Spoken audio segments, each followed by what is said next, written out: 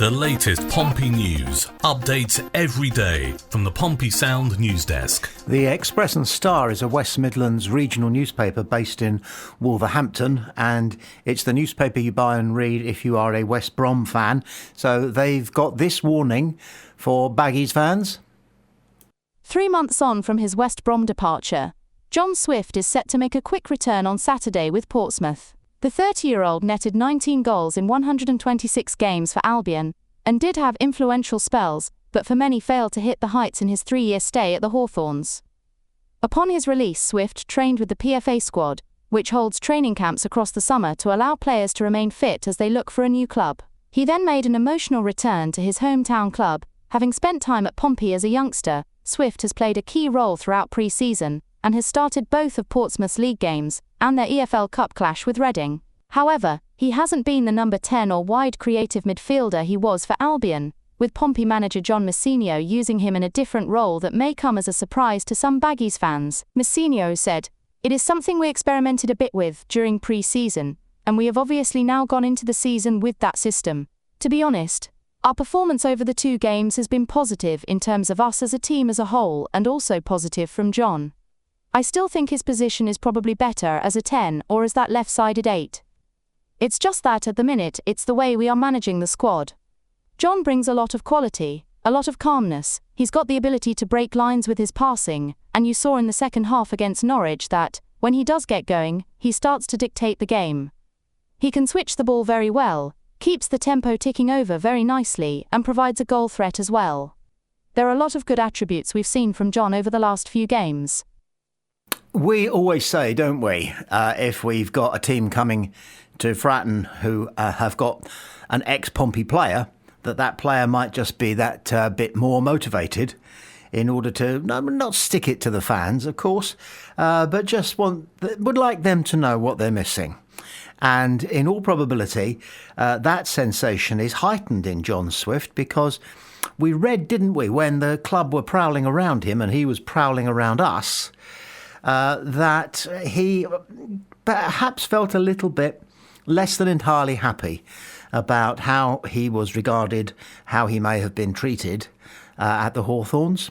And that could very well put an additional spring in his step. Not that he needs much of a spring in his step, because at the moment he's playing, really, isn't he, fantastically well.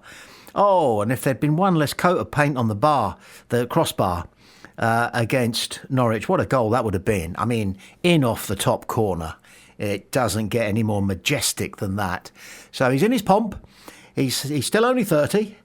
We got a good 2 or 3 years out of him at his very best, and we should enjoy it. Whether he's playing as a number 10 or a wide-sided forward midfield number 8, they do use these numbers a lot nowadays, don't they? It's come from nowhere.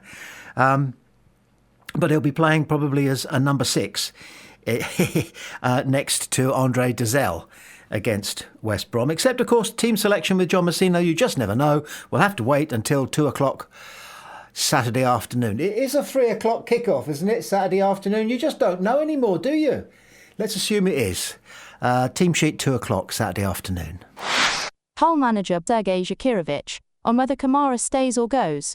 God knows, we're waiting every day. There is some options for him, the club is negotiating with other clubs, and we will see. Right now he is still with us, so we will see what will happen with him till Saturday. If I want to keep Kamara. Every good player needs to be here, so I'm very happy with Abu, because I think he improves a lot of things in his play, so I'm happy with him. John Messineo on Pompey's wide right. We certainly signed Florian and Minhik because they have the ability to play on the right wing. Obviously we saw Florian on the opening day of the season playing on the left with Murph's injury. Then he played on the right for a spell against Norwich, so I think he has the ability to do it. Minhik as well. We have seen a bit of him on both flanks so far, so those two at the minute are definitely options for us. And both are right-footed. We are probably after one more to bolster the forward line. Whether that is specifically a right winger or not, I don't know. Sometimes with the market it's just worth taking the best possible forward attacking player that is out there. There are a lot of players who have the versatility to play across the front line anyway. I guess the best we can take from that smattering of information is that Hull manager Sergei Zakirovic feels a little bit as though he's not in control of certain aspects of what's going on around him at Hull. And bearing in mind their recent history and the nature of the package, the consortium, the individuals who own Hull and pull the strings and, of course, sign the checkbooks, and they have been signing their checkbook plenty, they themselves might not know too much about some of the intricacies of running a football club, such as the comings and goings of a young man such as Abu Kamara, who no doubt has had some phone calls from Pompey, don't you think? But we'll never know. And John Messina has been his routinely obscure but wonderfully interesting self by saying that sometimes with the market it's just worth taking the best possible forward attacking player that is out there. Now, he's always on the record as saying that a player that they bring in is somebody that they've been watching, somebody that they've been tracking for a long while, somebody that John Messina himself has seen play on occasions and made a note of his qualities and would be interested if that player ever came on the market. And then today he's saying, we'll have a look, see who's out there and see if we can cop the best of the bunch. What's the phrase for it? It's a roller coaster, this transfer window, isn't it? Football League World are campaigning for Pompey to go get a striker from Birmingham. Portsmouth's return to the Championship has been a bit of a mixed bag so far. They kick things off with a tough win at Oxford United thanks to Adrian Segicic's stunning goal, and then suffered a setback when Reading knocked them out of the Carabao Cup. The hits kept coming with a nail-biting 2-1 defeat to Norwich at home, though they showed real fight to nearly snatch a point at the end.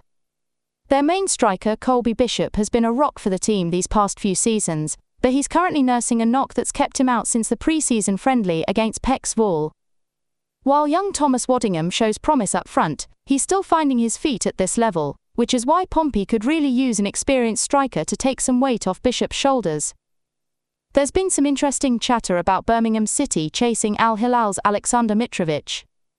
It would be a massive coup if they pulled it off, especially considering his reported £414.509 weekly wage in Saudi Arabia. Whoa, I've got to jump in there. I'm not surprised that the robot can't get her head around £414,509 weekly wage, but that is the reported sum of money.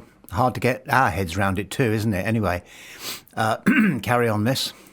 Birmingham have already bolstered their attack with Marvin Duksch from Werder Bremen, adding to a pretty stacked forward line that includes Kyogo Furuhashi and Jay Stansfield. This could leave Lyndon Dykes on the outside looking in at St Andrews, despite his goal against Blackburn last week. That might be good news for Portsmouth. Dykes has proven he can find the net at this level, with 37 goals in 165 games for QPR and 9 in 42 for Scotland. He'd be a solid backup for Bishop, and definitely more reliable than their current options, considering Waddingham's inexperience and Bianchini's struggles last season at Swansea. When Bishop was out recovering from heart surgery last season, Portsmouth really felt his absence. Neither Christian Sadie nor Cassini Yengi could fill his boots, which explains why they were both let go this summer. Now, the one thing that isn't mentioned in that piece is Lyndon Dykes' country of origin. Have a guess. Where are we getting many of our players from these days? Yeah, he's an Aussie. He's an Aussie. They omitted that bit. He was born on the Gold Coast, which is as Aussie as it gets, in Queensland, Australia. He's 6'2". He's aged 29 now. He wears the number 17 at Birmingham. His first club, for whom he made 5 appearances down under, were Majaraba. Forgive me, Majaraba fans, if you're listening.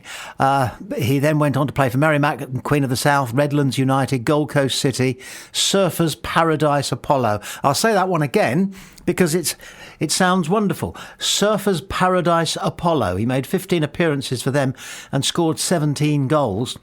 Would like to know what the standard is there. Then he came to Scotland, Queen of the South, Livingstone, and then moved to London. Queen's Park Rangers, for whom he played 156 times, scored 35 goals with pretty good strike rate. And he's been with Birmingham for 27 games now. He said of his background, "My parents were Scottish, from Dumfries. My dad is from just outside Dumfries, a small town called Moniarvey.